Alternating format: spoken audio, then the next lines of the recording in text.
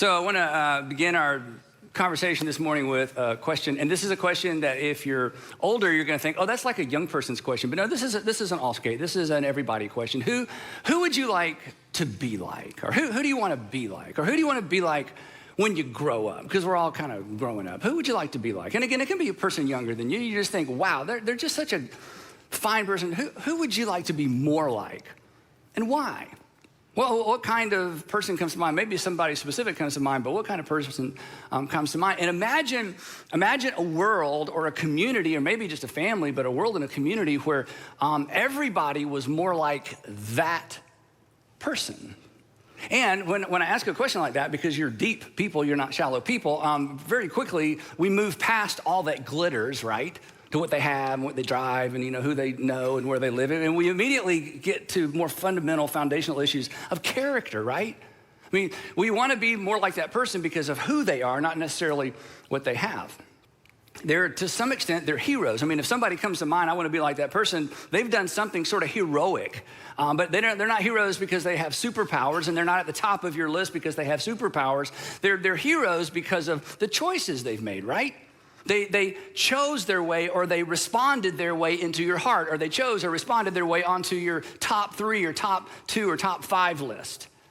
Now here's the interesting thing. Wouldn't it be cool if sometime in the future, or maybe even today, if somebody were to ask someone who's met you or has worked with you or is in your life, hey, who would you like to be like? Wouldn't it be great if you were on somebody's list? And someday you could be. But it's what you choose between now and someday that determines whether you make anybody's list. And to the point of this series, you will have to choose ought to, even when it, cost you. That's right. Today we're in part 4 of our series, Your Integrity, Our World. Your Integrity, Our World. We've said from the beginning that integrity in a general sense is the grit or the determination or the courage or the will to just do the right, the honorable, and the noble thing, just because it's the right and the honorable and the noble thing, regardless of the consequences. And then last time we were together, I gave you a short definition that's a little bit more memorable, portable. You can put it somewhere. Hopefully, if you have children or grandchildren, you can put it somewhere in each of their rooms. That integrity is simply this. It's doing what you ought to, even if it costs you. It's doing what you ought to, even if it costs you. As we said throughout the series, we're not always quick to do what we ought to do, but we are very quick to point out when other people don't do what they ought to do. We make excuses for ourselves. We rarely make excuses for anybody else. And then there's this part of it. Our personal integrity, whether it's good or bad, whether we maintain it or sacrifice it, our personal integrity is in fact personal, right? But let's not kid ourselves. Our choices don't remain private. So if there's a breach in my integrity, I can say, well, that was my decision. It was a personal decision, but a breach of my personal integrity is always going to impact some other persons. As we talked about in the very first part of this series, when it comes to structural integrity, if a column or a beam is compromised, it's not just the column or the beam that suffers, the entire structure suffers because the tension or the load is transferred to other parts of the building. And it's true with a lack of personal integrity as well. That a lack of personal integrity in me is going to impact the people around me, the people closest to me, generally the people I love the most or say I love the most. And the same is true for you as well, that a lack of personal integrity always impacts some other persons. Or say it a different way, our irresponsibility becomes someone else's responsibility. In fact, this may sort of encapsulate your growing up years because you had an older brother or sister or a younger brother or sister. They were so irresponsible that the rest of the family had to compensate for their irresponsibility. You didn't get the time and attention that you felt like you deserved because mom and dad were always, engaged with what was going on with your brother or your sister. Or maybe it was your father, or maybe it was your mother. And their lack of integrity, their irresponsibility trickled down and put stress on the rest of the family. The load was transferred. But the opposite is true as well, right? The opposite is true as well. Do what you ought to do and you benefit the people closest to you. Do what you ought to do and the people closest to you, you add value to their life. You add stability to your life. You become part of their story for the rest of their life. And you may make their top 3 or 5 or top 10 list. Now, if you've been following the series, a couple weeks ago, I gave you sort of a key verse that I've encouraged you to memorize. I didn't give you the most memorable version of this verse if you want to pick another Bible version, but here's kind of the version that I think takes us specifically to the heart of the issue. This is from the book of Proverbs. Proverbs 11:3 says this: "The integrity of the upright will guide them." In other words, people of integrity are guided by their integrity. It's not an add-on. It's not an ancillary thing. It's not a nice to have.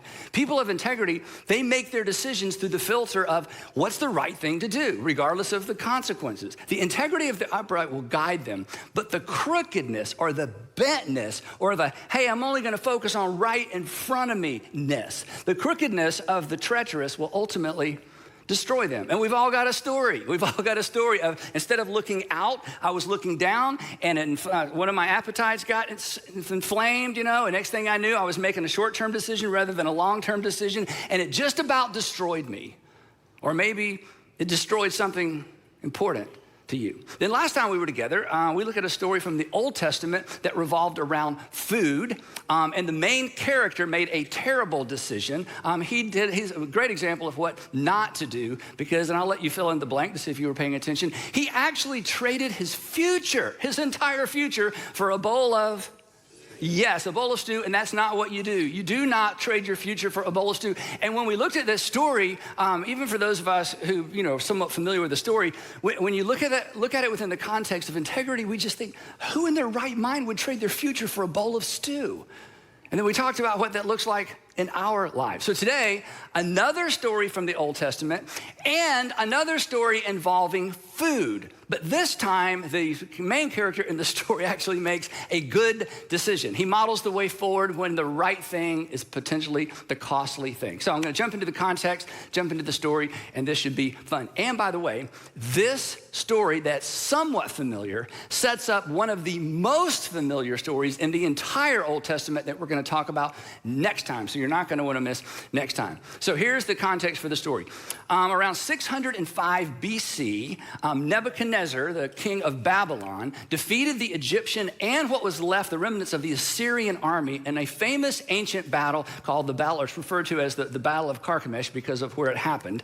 And he was supposed to lose because he took on the entire Egyptian army and what was left of the Assyrians. And essentially, this was the end of the Assyrians, the end of Assyria. Well, he was in such a good mood, and he had had so much success, he thought, why not make vassal states of every single kingdom between Egypt and Babylon? So he shows up in what we would call southern Israel, or Judah back then, and he invades the area. He goes to the capital city, which is Jerusalem. It was a very short siege. He goes in, he takes the king, puts him on a cart to take back to Babylon, because Nebuchadnezzar, we've talked about this, had a king collection. We'll talk about that at a different time. Kind of interesting. I don't know what you collect. He collected kings, living kings. He would blind them, put gold chains on them, and then bring them out at parties to go, look how powerful I am. Have you seen my king collection? Anyway, so he puts another king on the throne for Judah, charges them a whole lot of rent for, him not coming back and doing something even more treacherous. Then he heads back to Babylon, and he takes some other souvenirs other than just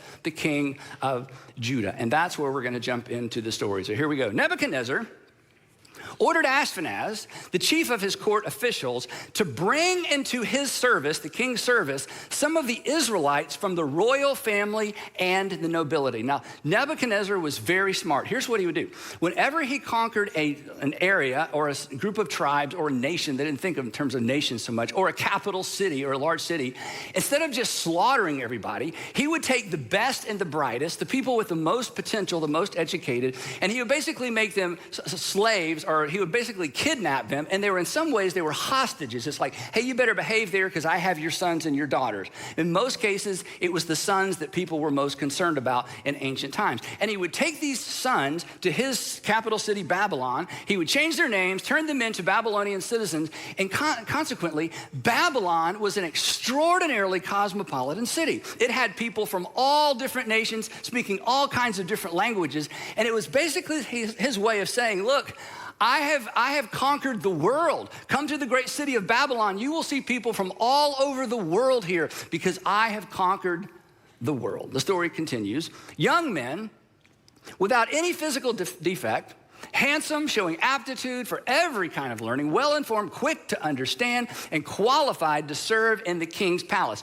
So he's getting the best and the brightest. He wants to train them up and make sure that eventually they can rise up through the ranks and surround him and surround his family and represent the world to the rest of the world and represent what Babylon offers to the rest of the world. Now, if you're one of these boys, okay, and you are gonna be kidnapped or basically sort of taken as a hostage to Babylon, okay, and you end up in that select group that's gonna end up living in the palace and being trained to serve in the palace, you have won the lottery.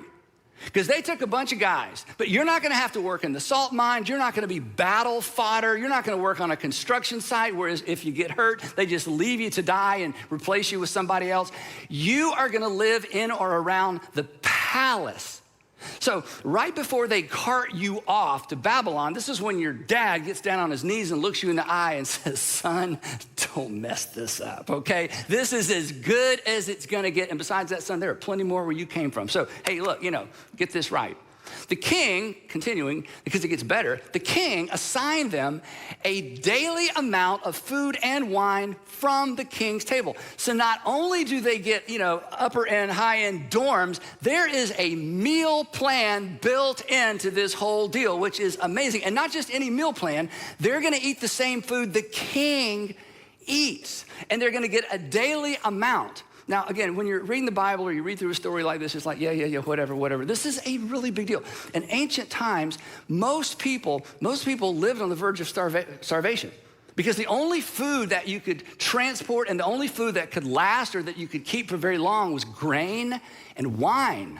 You could salt meat, but even that would spoil over time. Vegetables would spoil. So grain and wine was about it. So if there was a famine, if there was a crop that didn't come in right, if somebody came in from another village and stole your crop, you could easily starve. So food insecurity in ancient times was a way of life for just about everybody. So for these boys to have a meal plan, to know that for the rest of their lives, if they'll just stay in line, keep in line, they're never going to go hungry. This was an extraordinary opportunity for them. So they got a place to live and a place to eat, always have food to eat. My mentor, Charlie Renfro, I've mentioned several times, when I first started meeting with him, I was super young in my leadership, and he was a business guy, still is a business guy, and he always had these sayings. One of his sayings was this: he said, Andy, there's two rules. Rule number one, rule number two, the most important rules. Number one, everybody needs to eat. Number two, everybody needs to live indoors. Those are the top two rules. Everybody needs to eat and live indoors. So I've always remembered that. So these guys, they got the first two covered. They're gonna eat and they're gonna live indoors, and they're gonna live fine and they're gonna eat well. But that's not the end. They were also to be trained for 3 years, and after that, they were to enter the king's service. So, they're writing letters back home like, how do you like me now? You're not gonna believe this. What are you guys doing, right? I mean, this is amazing. And of the boys taken from Jerusalem to Babylon, we find the Fab Four. You know who they are? Daniel, Shadrach, Meshach, and Abednego. That's right. When they get there, they're given Babylonian names. This is also important for the story. When you name something, or if you rename something, it's evidence that you own whatever it is you've named or renamed. Some of you've renamed pets. You adopted a pet and that doesn't work for me. You gave your pet a different name, which is so confusing for the pet, but eventually they figured it out. But you had the right to do that because you possessed the pet. So for Nebuchadnezzar, these guys are like 14, 15 years old. To rename somebody who's a teenager, say, that's not your name anymore, I'm giving you a new name. That showed, I'm your Lord, I'm your master, I'm your authority, I can do anything with you I want to. You're not working for me, I own you. Okay, this isn't a job, you are my possession, and I can discard you at will. So he renames them, he gives them Babylonian names. Most of them have something to do with the Babylonian gods, okay? So everything, this is kind of a setup. There's a trade-off. I got a new name, but I'll get used to that, but the food is good, the wine is good, everything's gonna be great. And this is where the story, if you know the story, takes a very strange twist. But it's the twist that makes the story a story worth telling and a story worth remembering. In fact, without this twist, we wouldn't know this story. But Daniel resolved. Daniel's one of these kids, 15, let's say 15. Daniel resolved. Two Hebrew words here. He set his heart. He set his heart. He resolved. He made up his mind. He decided. not to defile himself. Another common Hebrew word, basically means literally to pollute or to stain. He decided not to pollute or stain. He decided figuratively not to desecrate himself, not to undignify himself, not to lower himself, not to accept the fact that he's anything other than he knew he was. He makes this decision. He resolved not to defile himself with the royal food and the wine. Now, it's at this point in the story, if you're just reading the story as, the way we read these stories, it's like you want to go, wait, Daniel, wait, before you say anything about that, come here, look, okay, this is a good gig. Okay, look. Now, I know there's it's going to mess with your religion a little bit, but let's just think about this, okay? You are far away from home. Okay, your God, Yahweh, is the God of that geography. Okay, Marduk is the God of this geography. Okay, you're not in Kansas anymore, so you just need to think about this for just a minute, okay? So don't go off making some crazy religious decision that's gonna, alienate you from everybody else and steal this amazing, amazing opportunity. But Daniel made up his mind. He's not gonna eat the food, not gonna drink the wine. Why? Why was that such a big deal? So here's why it was kind of a big deal. You, I bet, are familiar with this mealtime prayer that many of us say. You've heard this said before, around the meal table, before the meal. Bless this food to nourish and strengthen our bodies. Some of you pray that, or father or grandfather pray that, or your mom, bless this food to nourish and strengthen our bodies. And we don't really think much about it. But this kind of prayer actually points to a chain of events that ancient people took very literally because they lived virtually on the edge of starvation. It points to a chain of events many of us should take more seriously as well. And here's what this pointed to. Here's how they thought. That God provides the food because God sends the rain, God keeps away the locusts, and God allows the crops to grow. God provides the food goes in the body then is healthy, and ultimately the person can prosper. So it's God, food, body, health, prosperity. But the problem for Daniel was this, that Nebuchadnezzar's food was blessed by and provided by Marduk, the god of the Babylonians. So Marduk would be credited for his healthy body and his prosperity and his success and his intellectual capabilities. That anything good that came from Daniel, everybody would say, yes, the blessing of Marduk. Marduk, provided the food went in his body, he's got a healthy body, look at him prosper. The admission, it would basically be like an admission that Marduk was greater than his God, Yahweh. And there was some evidence that perhaps Marduk was greater than Yahweh because Yahweh's temple just got invaded by the Babylonians, Nebuchadnezzar in particular, who was representing Marduk. So there's already kind of this religious tension, right? So Daniel, from the very outset, he just made up his mind. Hey, I'm not gonna play that game. I'm not gonna be evidence. I'm not gonna be, a cog in the wheel that kind of keeps this machinery running that's based on assumptions that just aren't true. But basically, he refused to be used as evidence that Marduk was more than a figment of Babylonian imagination. But here's the point, and this is why we dare not rush by this simple phrase in the life of a Hebrew teenager. Daniel made up his mind ahead of time. Daniel made up his mind ahead of time. Daniel made up his mind before he knew how the story of Daniel would play out and ultimately end. In fact, as I said a minute ago, the only reason we know this story is because he made up his mind ahead of time. And here's why this is important for you and for me and for all of us. When you think about your story, and as you experience your day-to-day temptations, and as you experience the opportunities to sacrifice your integrity in order to get ahead or to get something you may not normally get, in your day-to-day life, when you have the willpower, when you have the self-control, when you give into the tap of the Holy Spirit in your heart and you decide, you know what? I'm not doing that. I've made up my mind ahead of time. Then you set yourself up to experience in your personal story what Daniel experiences in his. But when we refuse to do what we ought to do because of what we might lose, we miss that opportunity. And we miss perhaps the opportunity to write a story not only worth telling, but a story that potentially has the potential, the story that has the potential to motivate and inspire the people around us, and who knows, maybe a future generation. When you do what you ought to, that could cost you. When you do what you ought to and it could cost you, you're writing a story worth remembering. You're writing a story worth telling. In fact, next week I'm going to tell you a story that happened to my dad when I was in the 8th grade. And when people ask me about the defining moments in my life, this is one of those moments, and he didn't do it for it to be a defining moment in my life. He was just doing what he ought to do.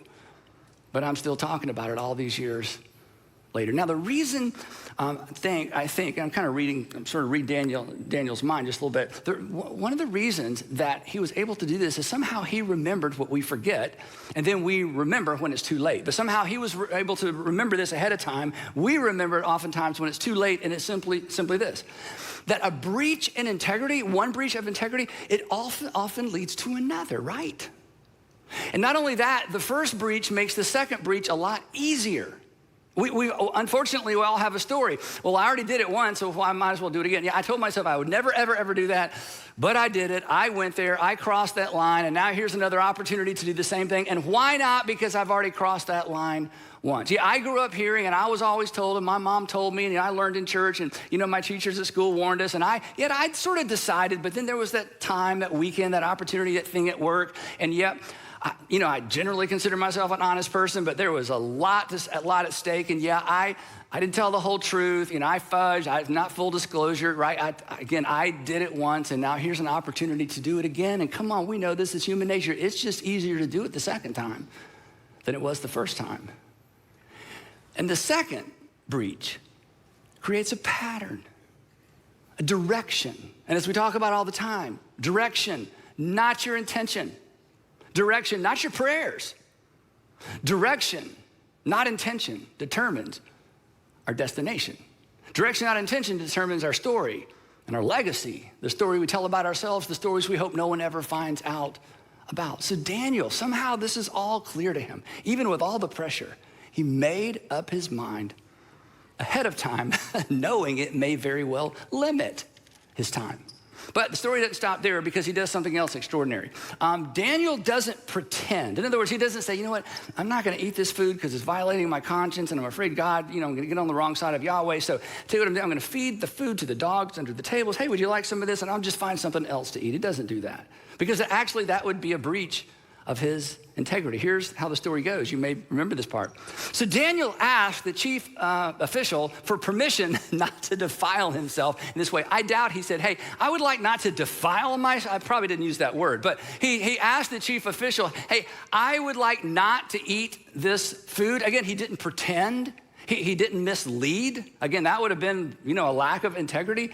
And by asking the chief official for permission not to eat the choice food from the king's table, the spicy meat, the red meat, and probably the best wine in the empire, by making this decision and by letting the decision be made known rather than hiding it, Daniel sets the stage for what would be the first chapter in many chapters in his life that God would use to establish him as not only a storyteller, but someone who would document some of the most amazing events that would take place in this period of history. And this is what I want for us. In this moment, when Daniel decides, I'm not eating it, but I'm not going to hide the fact that I'm not eating it. I'm not eating it, and I'm going to tell somebody I'm not eating it. He places himself squarely in the hands of God, and he is now at the mercy of God. And mercy is not in the Babylonian vocabulary. It is certainly not in Nebuchadnezzar's vocabulary. For Daniel, his only hope, this is important, was that God would intervene. And God had not promised to intervene.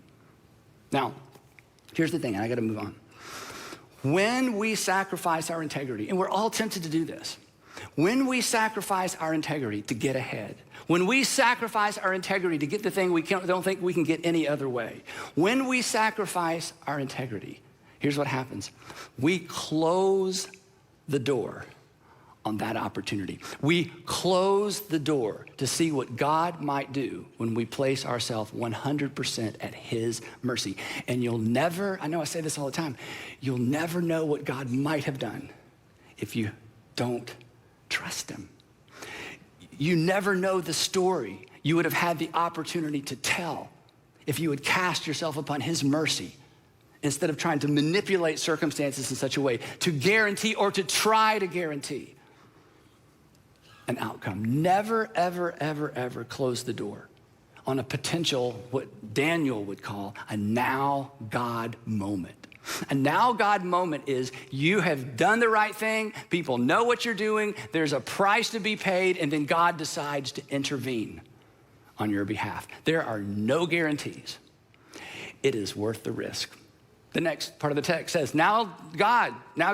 Again, this would be so much easier, right? It'd be so much easier if God had awakened, Daniel in a dream on his way to Babylon, or an angel had appeared and said, now Daniel, when you get there, here's the deal. Don't eat the food, okay? Don't eat the food, but we're gonna work it out, okay? And then you're gonna be famous, and then they're gonna write a book, and thousands of years later, they're gonna be saying, so just trust me, don't eat the food. Okay, I won't eat the food. Wouldn't that be easier? Wouldn't it be easier for us, right? You're about to sign the thing, even though you don't really mean the thing, and God says, don't sign it. It's all gonna work out. Or, it's like, but if I don't, she'll never go out with me again, and the angel appears. It's okay, look who right? Well, if I do that, I'll never get a job in that industry, and an angel appears and says, oh, yes, you will. You're gonna be a captain of industry. All right, good, it's easy to do, right? Doesn't work that way. Doesn't work that way. And there are no guarantees. Prosperity gospel says do everything right on your end, some things will work out on the other, and that's just not true. But that's okay. It is still always in our best interest to place our hands in the mercy, to place ourselves, in the hands of God, at the mercy of God, to give God an opportunity to do whatever God chooses to do with you and through you. Daniel has no idea how this is gonna work out. He's just doing what he ought to do. So he continues, now God, because God was at work behind the scenes, but Daniel didn't know that. Now God had caused the official to show favor and compassion to Daniel. But the official told Daniel, I'm afraid of my lord the king, who has assigned your food and drink. Why? He says, why should he see you looking worse than the other young men your age? The king would then have my head because of you. Now, quick point, this is a figure of speech for us. It was not a figure of speech for the chief official, okay? This figure of speech, oh, they're gonna have my head, she'll have my head, okay? You know where that comes from? It comes from right here. This is how the world was. He will literally have my head. He won't have my body because the birds will have my body. He'll have my head. He will nail it to a door somewhere as a warning. So Daniel, this is too risky, right? This was common occurrence in Babylon. So Daniel gets that. He's like, okay, well, I got an idea. Let's do a 10-day test. Just 10 days, just a little over a week. Me and the guys, we will just eat vegetables and drink water. You feed everybody else the choice rich meat and the king's wine. And then at the end of 10 days, just compare. And then decide. He says, treat your servants then in accordance with whatever you see. At the end of 10 days, hey, what you see is what you get. And if you don't like what you see, deal with us accordingly. Turn us in. We will take responsibility for our actions. We don't expect you to suffer for our decision. I mean, talk about integrity. It just goes on and on and on. So, chief official agrees to this. So he agreed to do this, and he tested them for 10 days. And lo and behold, they looked healthier. They looked healthier and better nourished than all the other boys. You know why?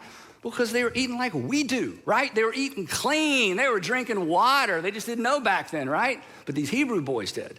They looked better than all the other boys who ate the royal food. And then, this is amazing, 3 years later, they do this for 3 years. 3 years later, they're brought into the palace, the main part of the palace where Nebuchadnezzar is, and they're brought in small groups. And the king actually interviews each of these guys, along with all the other guys that were taken. And the king found none equal to Daniel, Hananiah, these are their Babylonian names, Mishael and Azariah.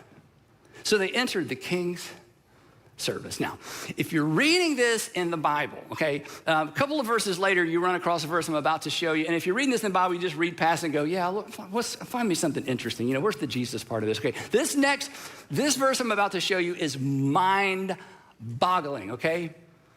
The text tells us, and Daniel remained there until the first year of King Cyrus. Anybody want to take a guess how many years it was between Daniel deciding, making up his mind about the food, and the first year of King Cyrus? I'll tell you, 70 years. Somebody should say, wow, yeah. For 70 years, he has the emperor's or the king's ear. Nebuchadnezzar comes and goes. Darius comes along. Darius comes and goes. Cyrus comes along. Daniel is still standing. He is strategically positioned to whisper into the ears of the three most powerful men alive in that period of history. And do you know what set him up for this? His first decision as a 15-year-old kid,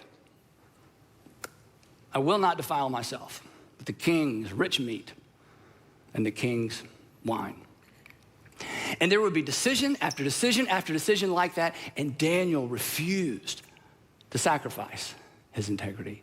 The biggest test would happen 55 years later. By that time, the Persians had replaced the Babylonians, and Darius is the king of kings, you know? And he decides to reorganize the empire, because empires are very unwieldy things to manage, especially when communication was so slow. So he comes up with an idea. He's like, I'm gonna appoint 120 governors, then I'm gonna appoint three administrators to oversee the 120 governors, and then I'm just gonna play golf, okay? So somebody else is gonna run the empire.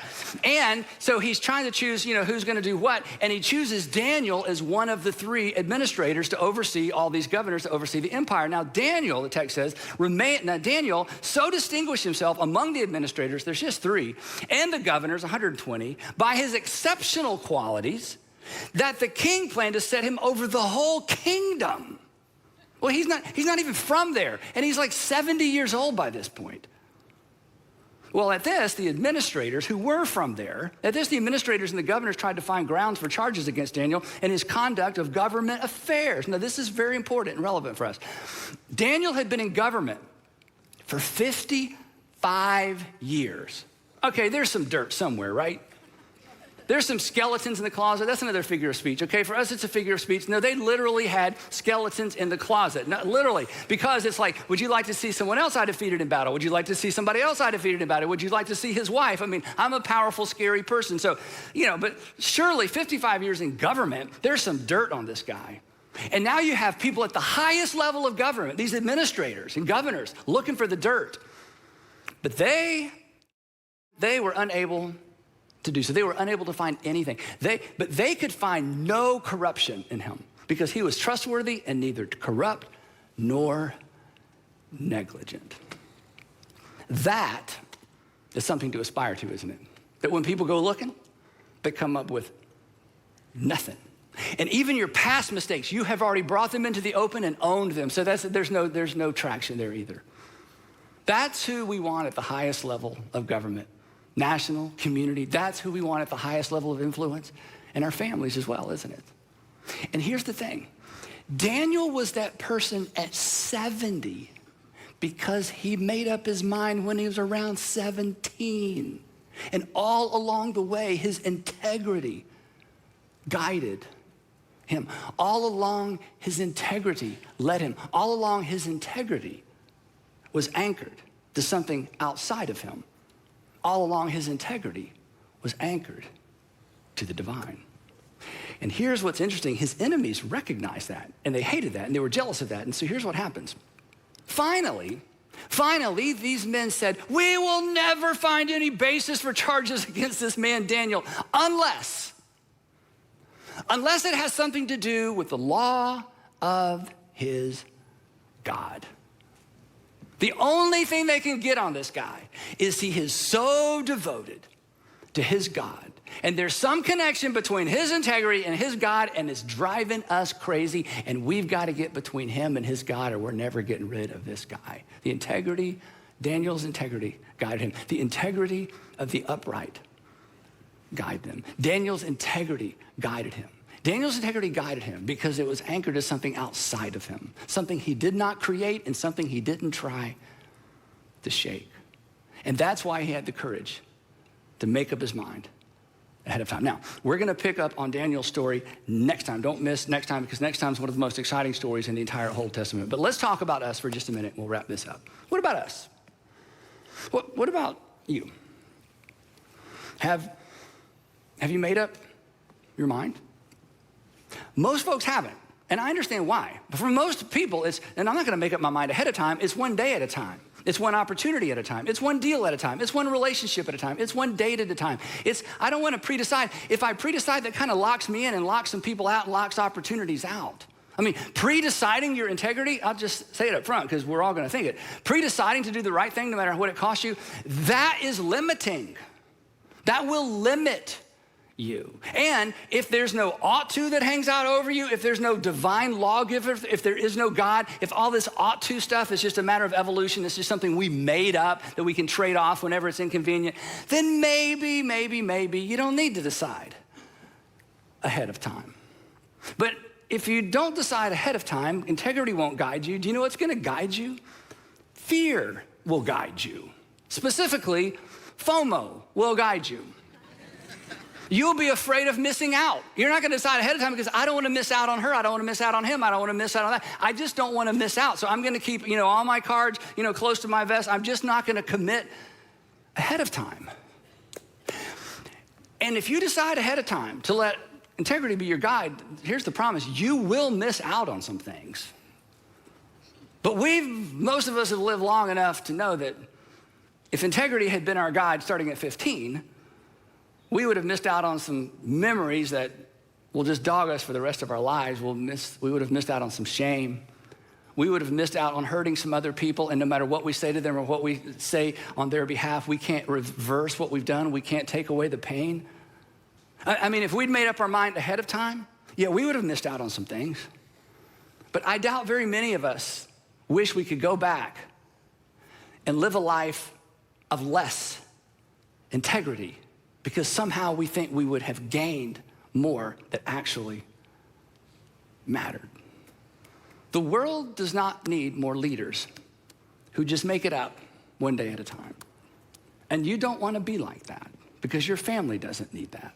That's not who came to mind when I said, who do you want to be like? I mean, don't you find this inspiring? I do.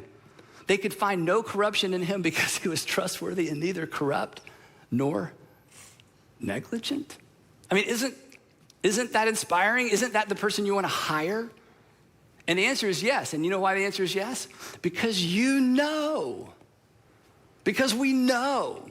We didn't create it, we can't shake it, we just know. And you were reminded, as I said, when I asked you, hey, who do you want to be like? Who would you like to be like? That question causes us to sit up straight and look way down, way out. It causes us to sit up straight, stand up straight, and ask the bigger questions. So, if you haven't already made up your mind, here's the promise. If you make up your mind to do the right thing, even if it costs you, it will cost you. It will cost you. There is a price. But you're not going to look back and regret that. So would you make up your mind ahead of time to be the person you want to be the person that the people who love and trust you are hoping that you will be? Would you just decide to do what you ought to, even if it costs you? To be a Daniel or be a Danielle, whichever one you need to be, right? Would you make up your mind? Would you make up your mind to do what you ought to, even if it costs you? And here's the thing, and I'm done. And when you realize it's going to cost you, when you realize it's going to cost you, get ready. You are at the precipice of perhaps something amazing. This is the precipice of the story you may tell the rest of your life, because you did what you ought to do and it was a free fall. And God came through for you because you created a potential now God moment.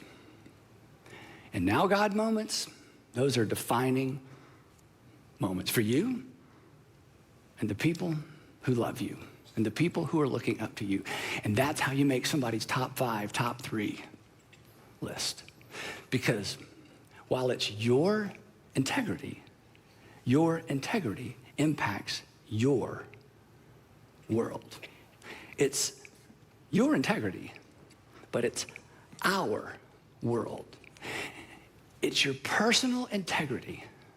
It will impact some other persons.